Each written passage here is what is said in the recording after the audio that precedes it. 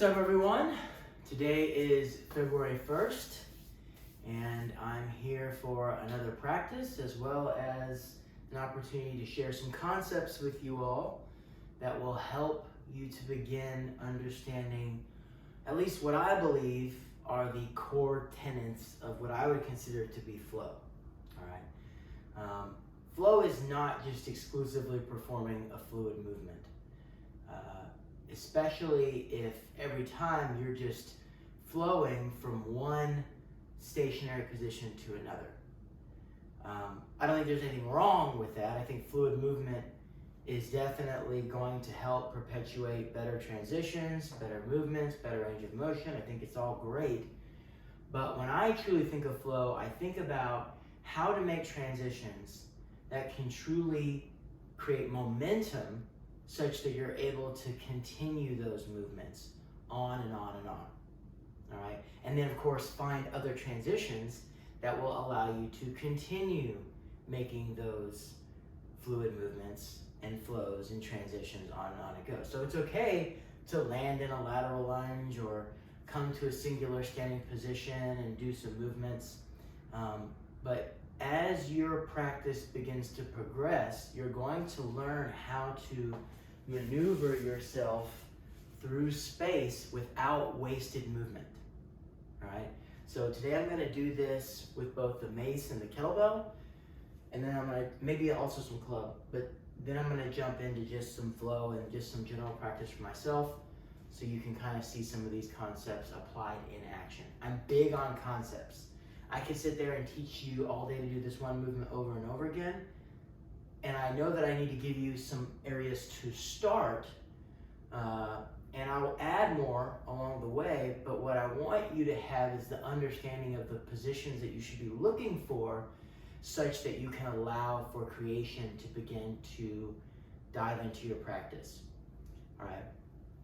So there's a few really key concepts that we need to understand with regards to any ability to flow as we move through space.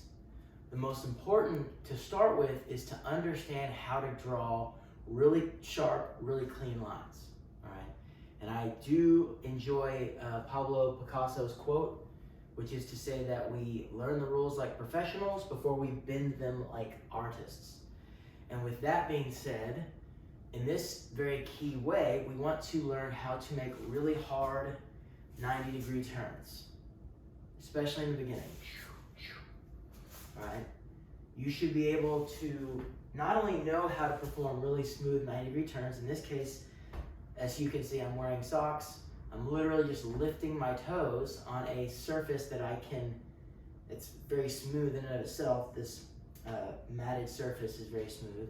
So I can effectively lift one heel and lift both of my toes to shift 90 degrees. Now also the camera in this case is kind of at an angle, but that's so that way you can see more of the space in my not so particularly giant house here. All right. So it's really important that we come to a dead stop. And I think it's very helpful, for example, this is a checkerboard kind of pattern that I put with this puzzle mat here. And that also helps for you to make clear 90-degree lines and turns.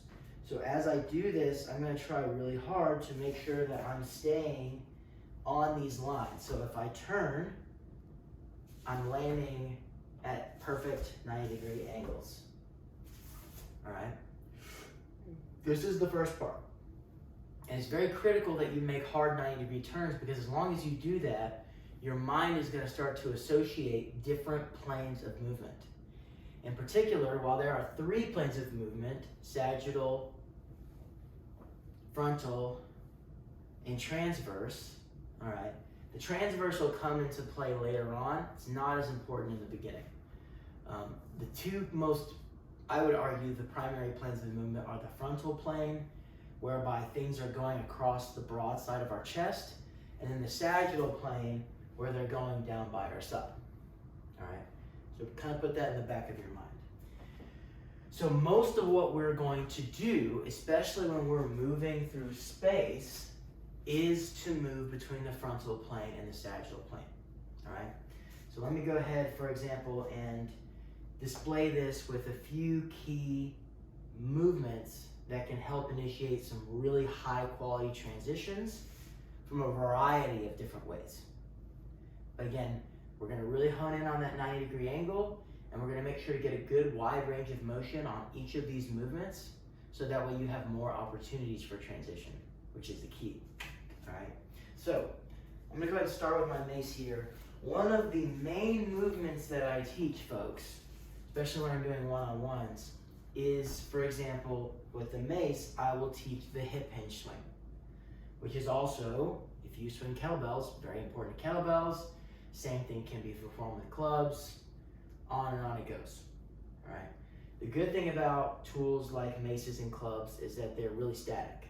So I can bring them up into what is called an order position, right here, where my hand is at mid-mace, my elbow is at roughly a 90-degree angle, and I can find myself into a fixed position. It's a little easier than to say if you were to use a water-filled bag or a sand flail, although I love sand flails. Tools that are softer do not give you as much the opportunity to stay in any one position for a while, which again, as you might imagine, when we flow, we also want to really create more perpetuating movements and momentum that comes with it, but we can start with maces and clubs as an example for us to really understand those fixed positions.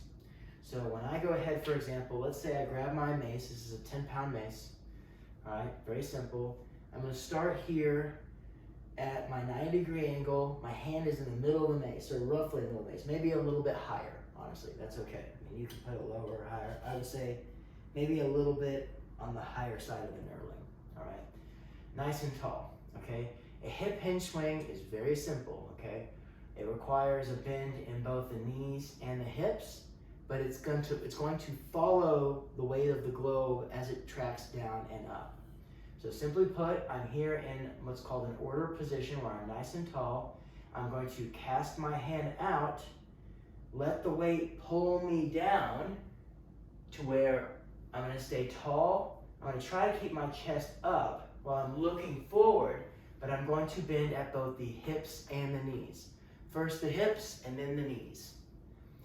But the weight is going to pull us to both the apex down position as well as back up to order. Truly, as you do this, you will see that in the apex of the position behind you, it can even come to a point where your arms are basically back as if you were skiing. If you've ever seen a skier push, you're gonna see that they're extended all the way back, all right? Their hands come all the way straight back. Very similar here with the mace. So we're going to do hip hinge swings, out, down, back, out, down, back. And I am simply letting the momentum of the tool pull my weight through to that next destination. All right? Simply put. And whenever I want to switch, I can just take it right here in the center, switch hands, and continue the motion. Many of you may be perfectionists when it comes to left and right side. I would encourage you to open your mind with regards to that, because the more that you do flow in general, the more that your body is going to naturally distribute the energy that will require your other hand or your non-dominant hand to get in the game. In fact, you'll notice that there are oftentimes one hand that'll be better at catching some moves and the other hand will be better at throwing those moves. So sometimes your weak will be good, your non-dominant will be better for some throws and tosses and swings and catches, and then your dominant hand will also be better at some throws and catches and swings. But it's maybe not quite as uneven as you might think. Honestly, the only time that I've really run into an issue with that so far is with classic style kettlebell juggling, and that's just because you have one primary arm that you're going to do throws with, although you will still catch with the other. But anyhow, that's for another day. hip hinge swings are very valuable because it is arguably one of the most, if not the most highest, if not the highest range of motion that you're going to get out of a movement from the sagittal plane. All right, the sagittal plane is already a limited movement because it's only using the side of your body and really just the length of one arm. I'm going to explain that differentiation here in a minute when it comes to the frontal plane. All right, but nevertheless, we still want to use movements that create wide ranges of motion. Why is that? All right, because I can catch and receive the mace at many different positions and many different ways. Boom. All right. There are lots of things that you can do when you give yourself momentum and range of motion. It just simply means, like, if flow is a highway, the longer maybe you might say the longer the strip of road, the more opportunities you have to hit that exit. Kind of, it's a loose analogy. But again, what I would make distinction between the fact that if you make a smaller movement, you're just not going to have as many opportunities to create transitions, right? And you're going to see this as you dive into your flow practice over time.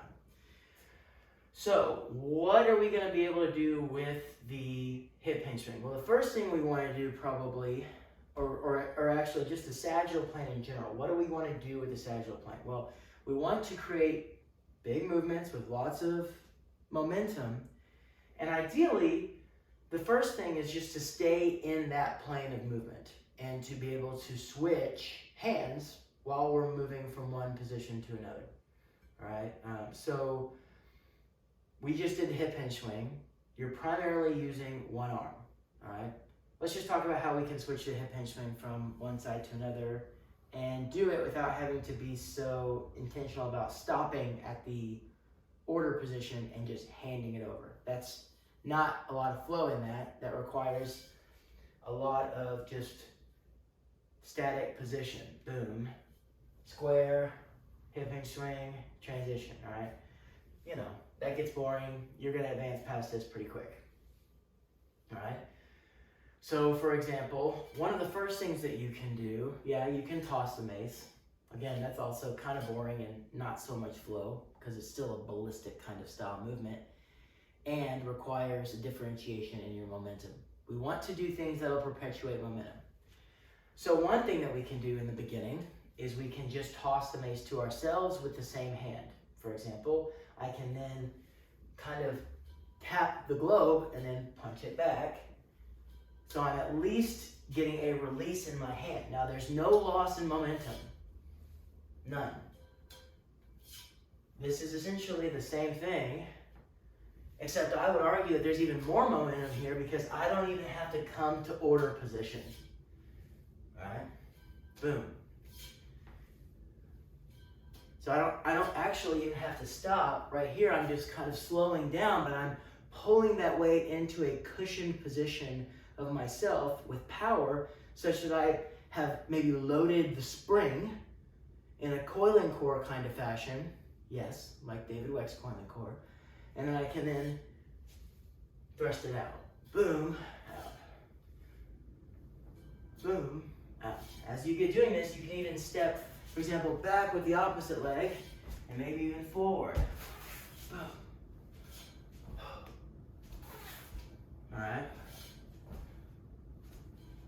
Or just even come back to your neutral position. Boom. All right.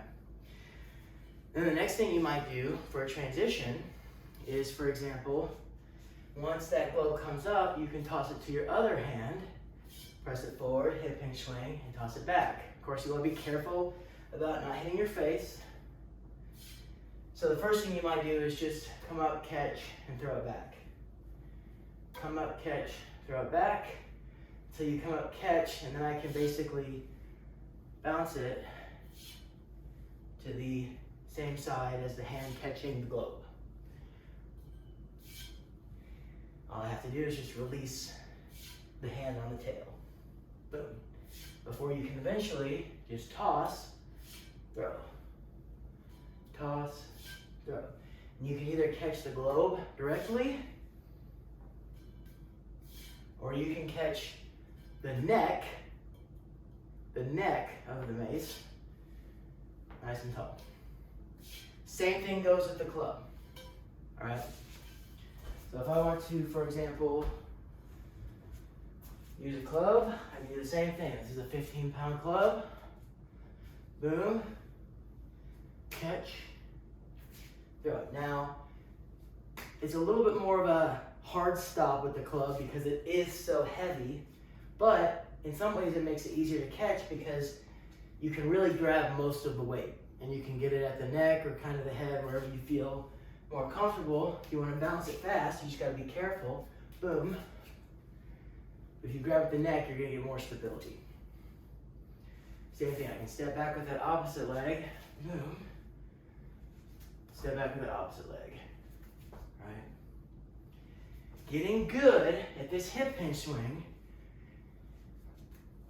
and those wide sweeping range of motion movements by your side is going to help you with all sorts of other transitions down the road.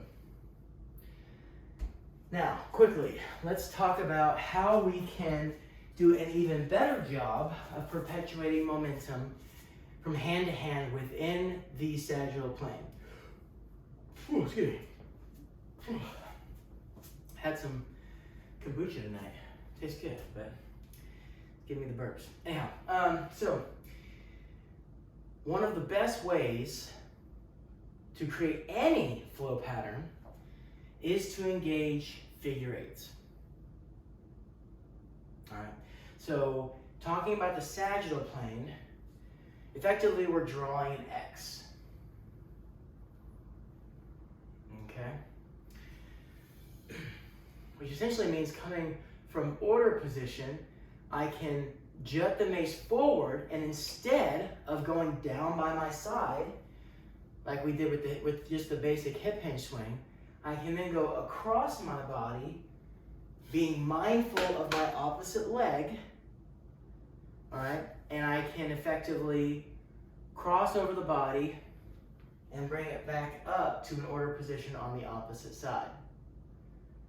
Now from here, it's going to be exceptionally difficult to just keep it going, although in theory you could do that, but it's going to be really hard on that back side of that same arm. You really don't want to hold it with the one hand the whole time. Certainly I wouldn't recommend it. So instead, once you've crossed over and veritably brought it back up to order position on the opposite side, from there my other hand is ready to just punch forward and just take the mace from the original hand holding it, and then I can go across, bring it back up to order, and on it goes. All right, so again, starting here from order, and by the way, if you need some really basic way to pull them to order, just put the mace in front of you as if you were doing a basic kettlebell start position. Get your hand down low, pull back, swing up. Very simple. All right. From here, I'm going to cast out, down, and across, and once we get here to order position, I can then switch my hand, cast out, down, cross, out, down, cross, and here I can just keep that momentum going. Boom. All right. And because I am pushing up and going up and over before I go down, these are called overhand. Because effectively, my hand is going over. Each hand is going over. And if you take both hands, you can do this same pattern together with both hands without any object in your hand. And largely, the main hand driving is going over. All right? So that would be overhand figure eights. Very simple, all right? And just as we did before with that catch, you can also step forward and step back. Now, believe it or not, there are 4 types of stepping patterns. I'm not going to get into all of them in this video, but I will just tell you for reference, there are with steps, there are away steps, there are double steps, and then there's a pivot foot. Pivot is probably the easiest. So that's what I'm doing here, is I'm stepping forward and across, and then back and across, and forward and across, and backwards and across, all right? I don't have to step at all. I can stay right here in the overhand figure 8, roughly in the sagittal plane position. Now, because I'm crossing over, technically this does engage other planes of movement, because as I extend out, I start to turn towards the frontal plane, but only for a microsecond. I would always differentiate the true plane the primary plane that you're on based on where your hips are. So in this case, my hips are going to stay forward, which is largely perpendicular to you. And so I would say that this is still mostly on the sagittal plane. This is an overhand figure 8 pattern. This is one of the core elements to my universal flow system. Right. So from here, we can then do the same movement, but instead go the opposite, which is underhand. All right. And truly, the best way to start the underhand is to start in maybe that same hand as you began the overhand, but you're not going to cast forward as you did before. It's going to come behind you and down and up. And what you're actually going to do is switch hands to start with. So effectively, I'm actually starting across my body with my opposite hand, while my hips are still mostly facing forward here on the sagittal plane. I'm going to let the globe drop behind me and then pull up. So once it returns to its default side with the hand that's holding it, I can then take my other hand across, grab, cast backwards, and then back to my start position. This will be hard for some of you at first. My biggest suggestion is to grab that hand going across the body, take your other hand, look back and point down and pull up. Switch your hand, look back, down, up. Switch your hand, back, down, up. Switch your hand, back, down, up. Till eventually you can largely just look straight ahead. In any case, you will still need to watch for what's in front of you and watch your legs, because none of these positions are impervious to either your lacking range of motion or just your ability to somehow hit your legs. I've done it. You will probably do it at some point. But if you use a light enough weight, you're going to be fine. You may need to laugh out of it. But this type of pattern is basically never-ending momentum. So when we talk about how do we flow with heavier maces, well, we need momentum. The same way that when we juggle 35 and 16 kilogram kettlebells and then 20 kilogram kettlebells and 24 kilogram kettlebells, like a over 99 kilogram weighted person would have to in the male's power juggling category of classic style kettlebell juggling. Yes, in which case you would be juggling a 53-pound kettlebell.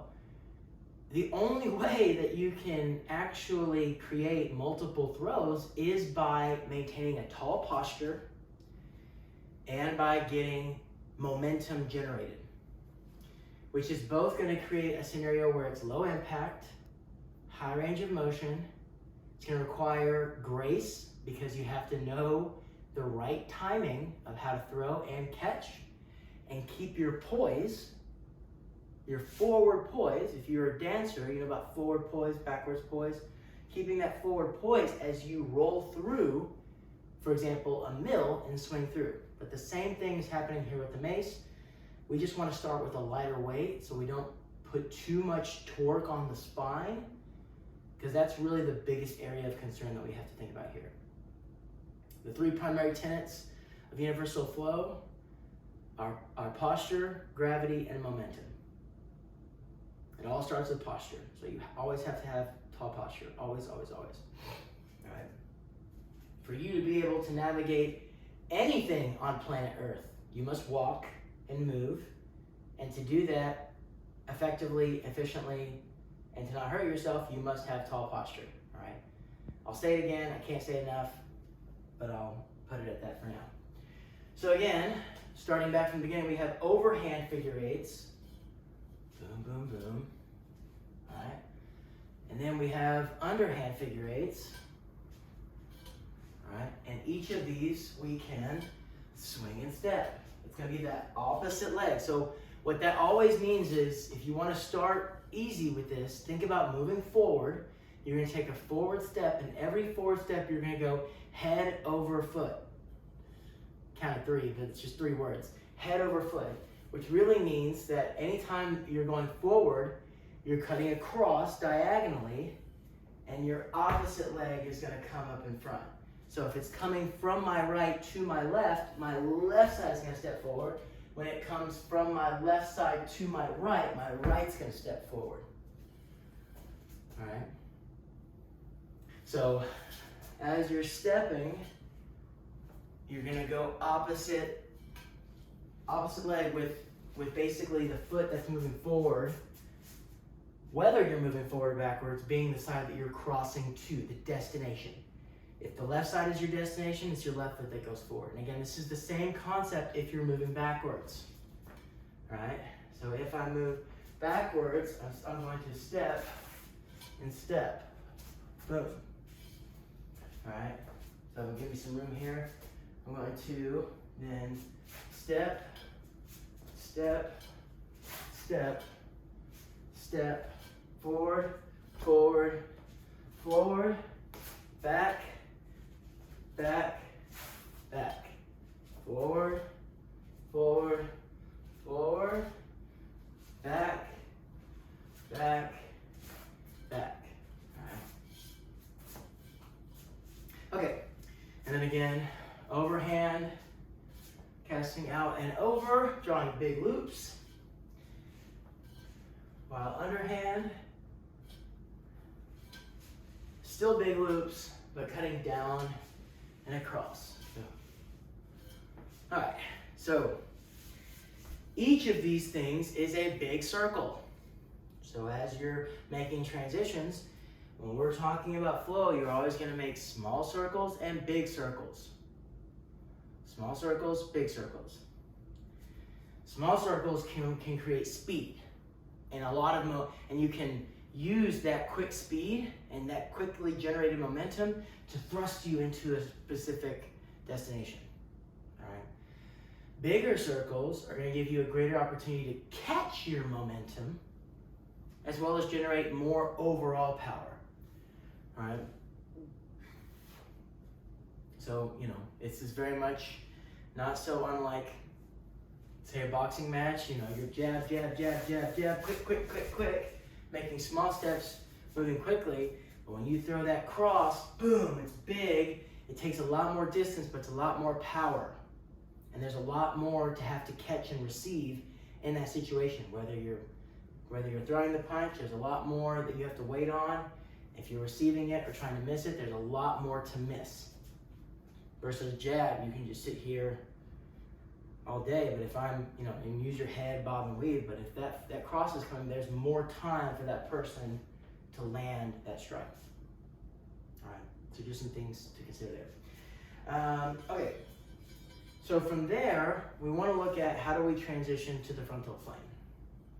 Well, kind of going back to our order position, we're here in order, all right?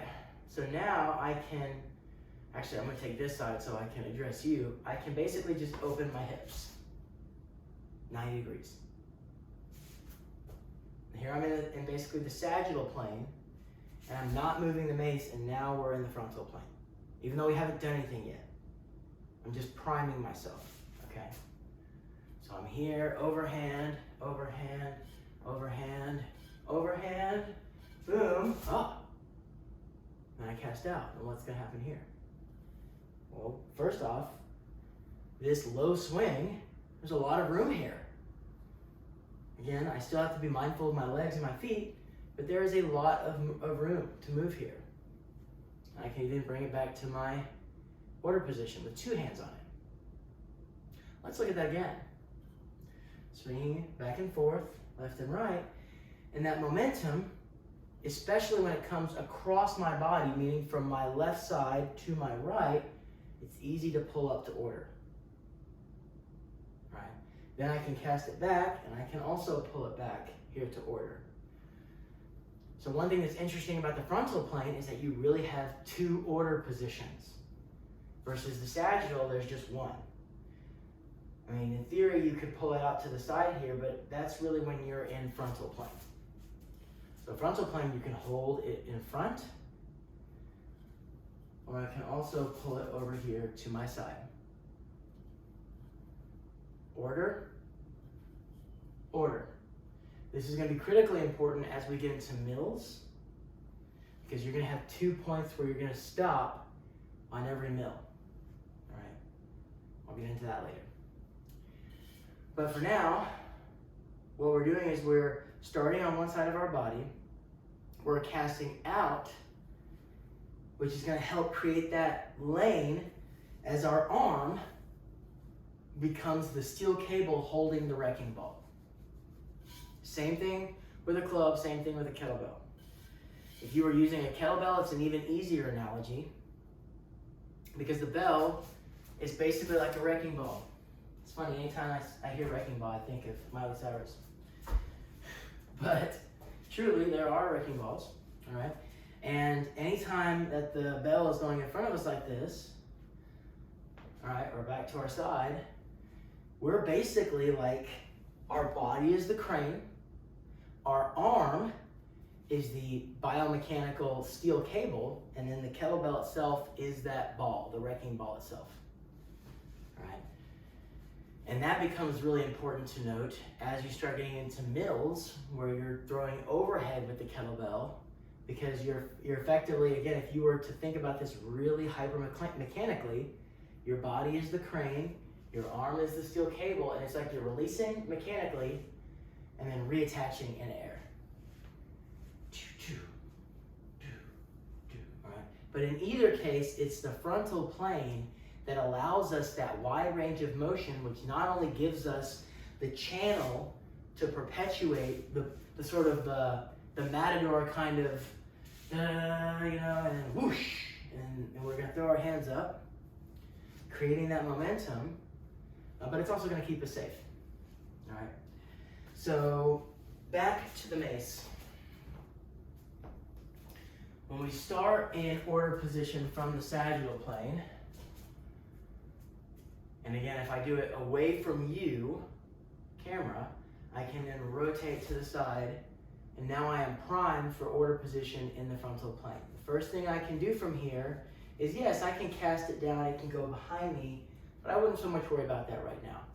I would recommend you cast out and then be mindful as the globe comes in front. Now, this is difficult for a lot of people, and I would actually argue that it's easier with a club, even if you have a heavier club, all right?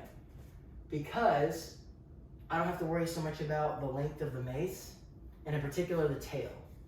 Because on a mace, when you're holding it in the middle, what usually people get screwed up on is that they will let the tail come up and they'll either hit their face, which isn't good, or they'll just get in this weird position and this isn't helpful. This is really, until you get into like a cradle kind of position, that's not very useful. All right, but we don't even want to do that yet.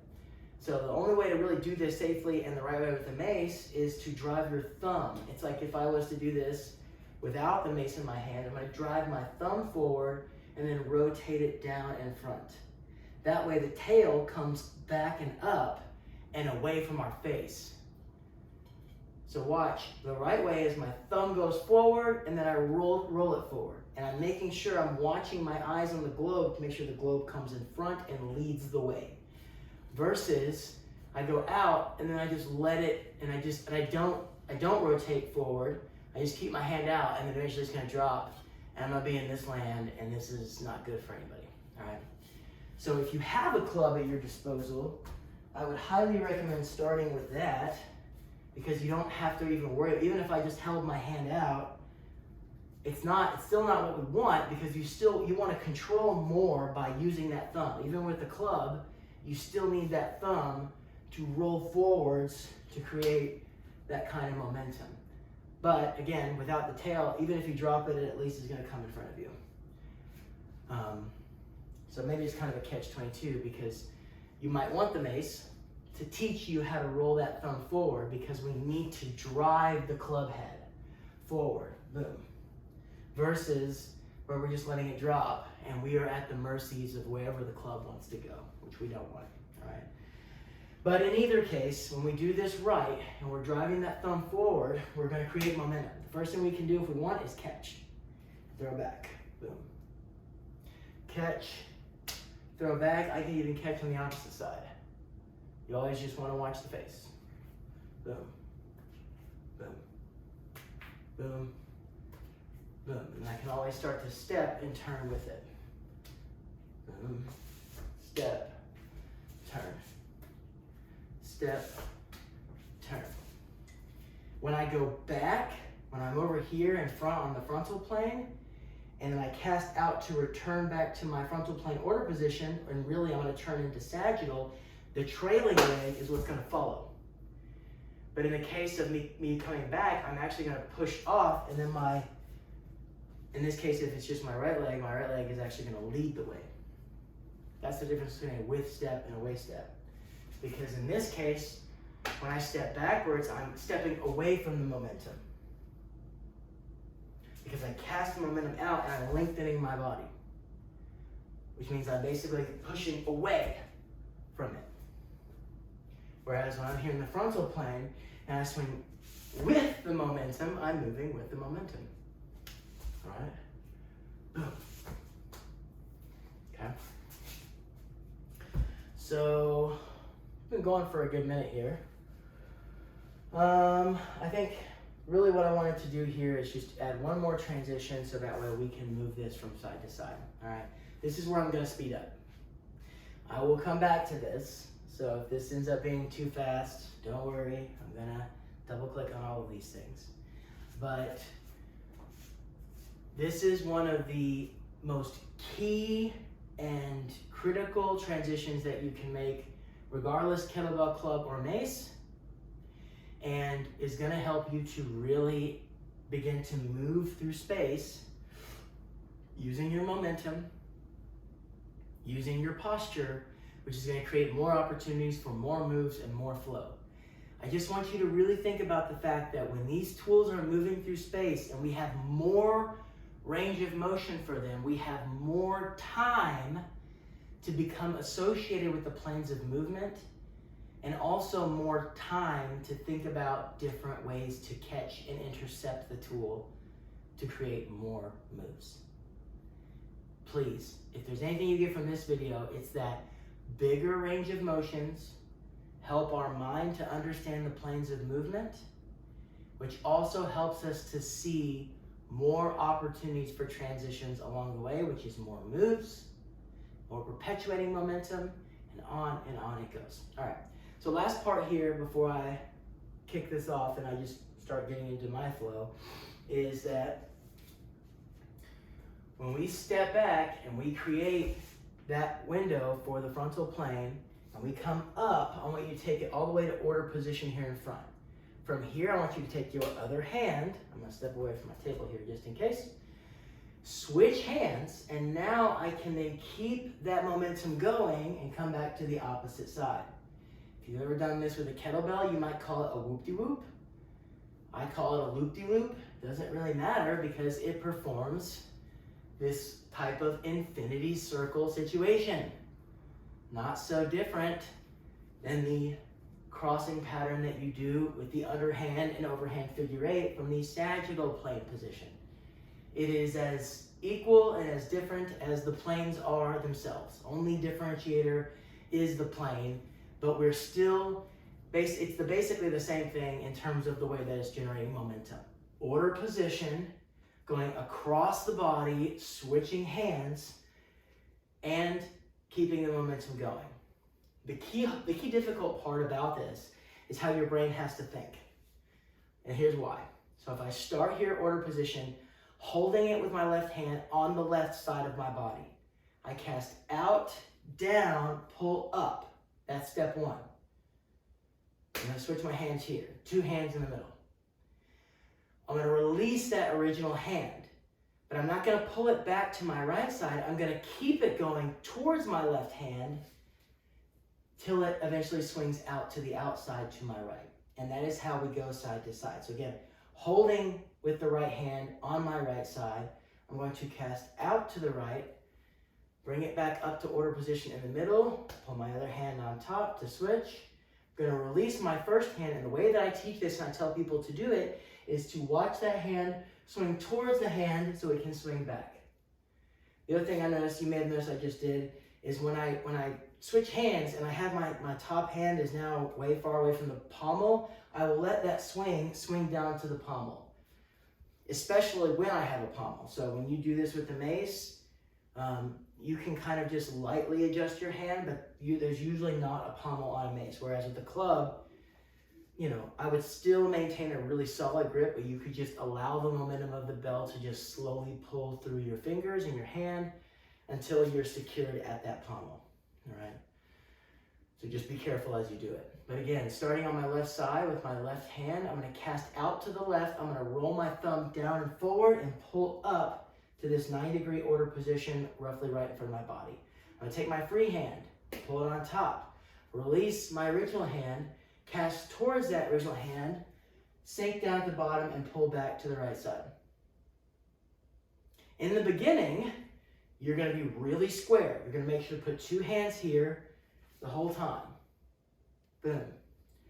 2 hands, cast out, choke down a little bit and pull back. Cast out, 2 hands, swing out, down, out to the side. Until eventually, you will be able to swing and perform the transition without having to put 2 hands on it at once. Like this. I can cast out, and effectively I can let it float to keep it going. So I won't even have to keep 2 hands on it.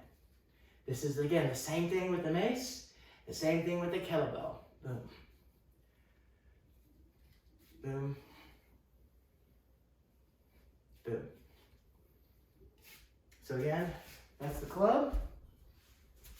Mace, we do have to watch out for the tail, so make sure to really drive forward, thumb forward. Boom, switch, back, out, boom, switch, out. And then eventually I can just let go, and I can keep 1 hand on the tool at all times, or rather, that I don't have to use 2 hands to perform that switch. All right, move. And then the same thing with the kettlebell. Now, my order position with the kettlebell, I mean, you can come up to a bottoms up position. That's just gonna really challenge you. It's a good challenge, but I would recommend staying here in your clean, just as a way to get control. I'm in my clean position, cast out, pull down. Again, same thing with 2 hands, but because it's a kettlebell and the horns are left and right, instead of vertical, with the mace or club, we're gonna be stacked on top. With the kettlebell, our hands to be outside.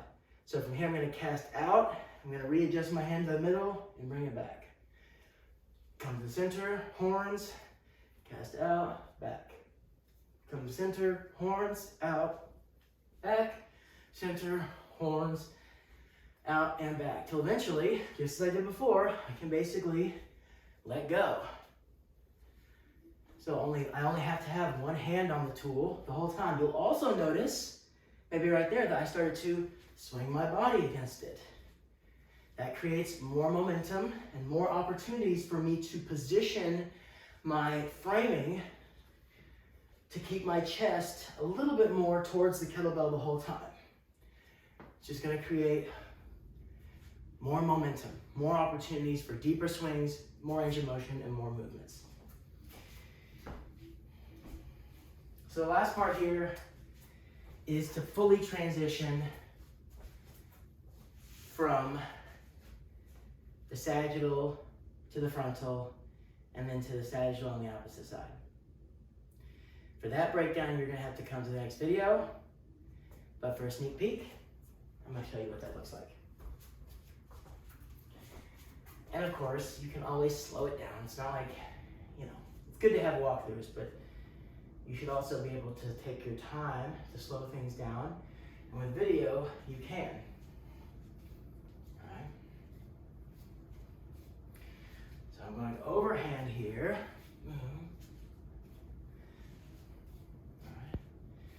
And I can step, swing, and on the underhand. Just like that. Happens fast, and then all of a sudden I'm back in overhand again. This critical distinction is going to help you to learn how to transition. All right, boom, boom. And you can always park on a particular position.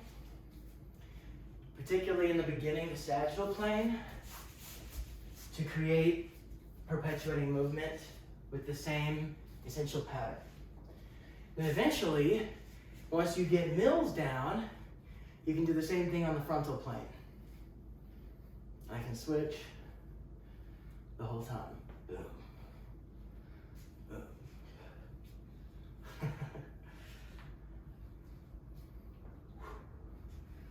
Till I swing out, I can go back to my underhand.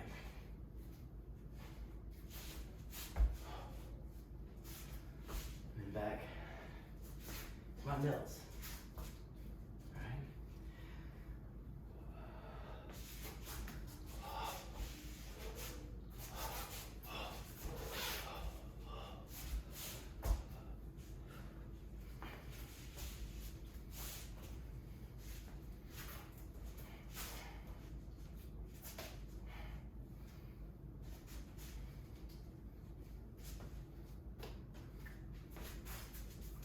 So all the transitions that I'm doing right now, you guys, come from that pattern. It's that simple. And I still haven't even engaged the transverse plane, but 90% of what you're going to do is going to be on the frontal and sagittal plane anyways. You start engaging these patterns, you're going to add some serious weight. All right?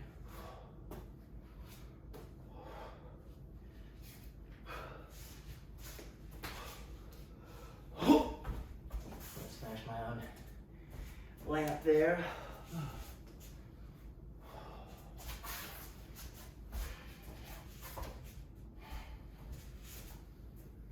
So I can really use the momentum to create the kind of space that I'm looking for.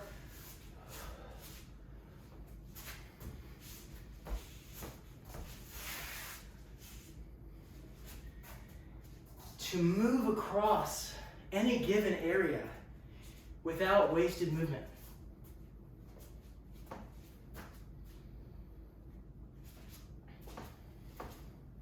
And for me, this is where kettlebell juggling, especially the freestyle concepts, become an even more fun topic as a way to engage this.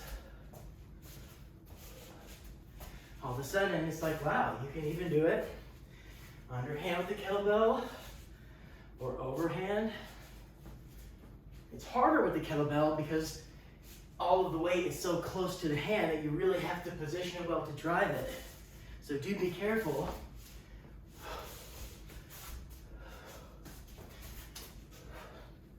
But even things like mills, eventually you'll still be able to do. In fact, I would encourage you to find a really good weight. Once you're good at mills with maces and clubs, and using it with a kettlebell. Mostly because why not? But also, it's going to create awesome transitions for you to do over time.